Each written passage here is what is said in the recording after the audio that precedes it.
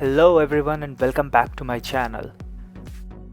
So as promised in my last video, I'm back with another video tutorial on portrait paper cut, but this time I'm going to show you how to create the stencils I used in the portrait paper cutting tutorial. While there are a lot of softwares which I can use to create the stencil, but the one which I use is an online utility called Free Picture Stencil Maker. I've shared the link in the description box and you can check it out later. Why I use this? I use this because this is one of the easiest tools that I have seen online, and it's very flexible and allows you to generate the kind of stencils that you want. To start with, click on the upload file button and select the image or the JPEG file for which you want to generate the portrait. This utility provides 4 modes to generate the stencil. The first mode is the edges mode, which is the default mode once you load the image. As the name suggests, it just creates edges around the colors on your picture. The next mode is the thin mode, which is like edge mode, but it creates even thinner outlines around the colors on the picture. The next 2 modes are the ones which I use. Threshold mode clubs all the colored areas together and makes them black, and all the lighter colors makes it white. And then there is adaptive mode, which is a better version of the threshold mode, and it is useful if you're working with images that contain shadows in the background or on the face area. So I'll start with the adaptive mode. There is a slider for making your stencil dark or lighter. As you move towards the darker areas, you will see black patches increasing on your stencil, and as you move towards the white side, you will see that the darker areas or the areas denoting different colors are going away.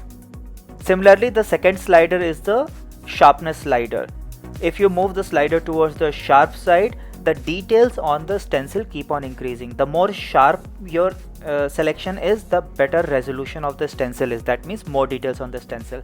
And if you move towards the soft side, all the different black areas keep clubbing together, and it makes your stencil low resolution with less work to cut once you create the stencil completely out of it.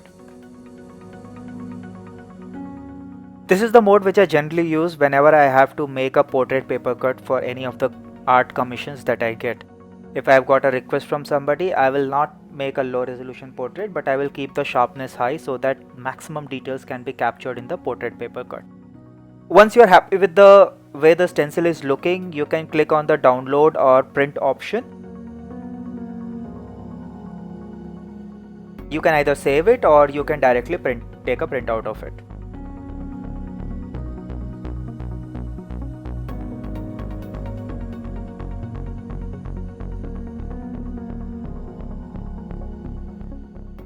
Next mode is the threshold mode, which I use whenever I need to generate a low resolution stencil.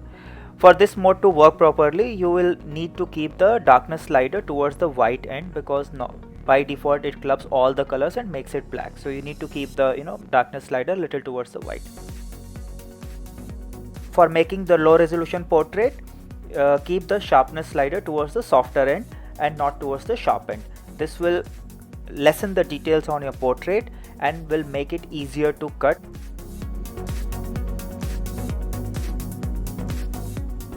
You can clearly see the difference in the details when I have kept both the high resolution and the low resolution stencil side by side.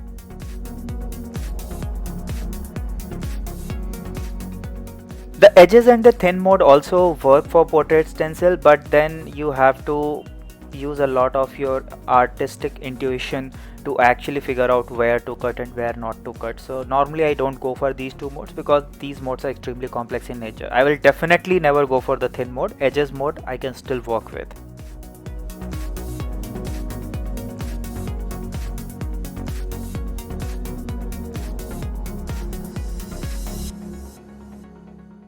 And here is a side-by-side comparison of the actual photo, the high resolution stencil conversion and the low resolution stencil. In my last portrait cutting tutorial, I showed a low resolution stencil of Chris Evans, aka Captain America, and here is how I generated it. If you guys like this video, please do not forget to like and share it with your friends. And also do subscribe to my channel for weekly videos on paper cutting art tutorials. I will see you soon guys in my next video. Take care and bye bye.